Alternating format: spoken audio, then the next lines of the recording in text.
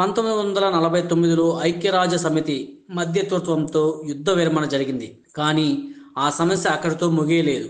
భారతదేశం పీఓకేని తాను చట్టబద్ధంగా కలుపుకున్న భూభాగంగా ప్రకటిస్తుంటే, పాకిస్తాన్ మాత్రం అక్కడ ప్రత్యేకంగా పరిపాలన ఏర్పాటు చేసింది.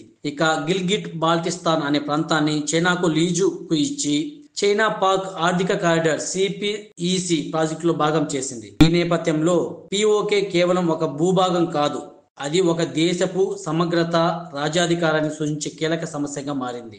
పీఓకే సమస్య ఒక చారిత్రాత్మకమైన సమస్య. 1947వ సంవత్సరంలో భారతదేశం స్వాతంత్రాన్ని పొందింది. హిందూ ముస్లింలుగా విడిపోయిన ఈ రెండు దేశాలు భారత్, పాకిస్తాన్గా ఏర్పడ్డాయి. బ్రిటిష్ వారు వెళుతూ భారత్ విడిపోయినప్పుడు 500 దేశపాలిత రాష్ట్రాలకు భారత్ లేదా పాకిస్తాన్లో కలవాలన్న ఆప్షన్ ఇచ్చి వెళ్లారు. కానీ జమ్మూ కాశ్మీర్ ఒక ప్రధాన దేశపాలిత ప్రాంతం అయినందువలన ఈ రెండింటి మధ్య ఓ కీలక సమస్యగా మిగిలిపోయింది. ఈ రాష్ట్రాన్ని పరిపాలిస్తున్న రాజా హరిసింగ్ హిందువు అయినప్పటికీ రాష్ట్ర జనాభాలో ఎక్కువ మంది ముస్లింలు. ఆయన మొదట భారత్ లేదా పాకిస్తాన్లోనూ ఏ విధంగా కలవకుండా స్వతంత్రంగా ఉండాలని నిర్ణయించుకున్నారు.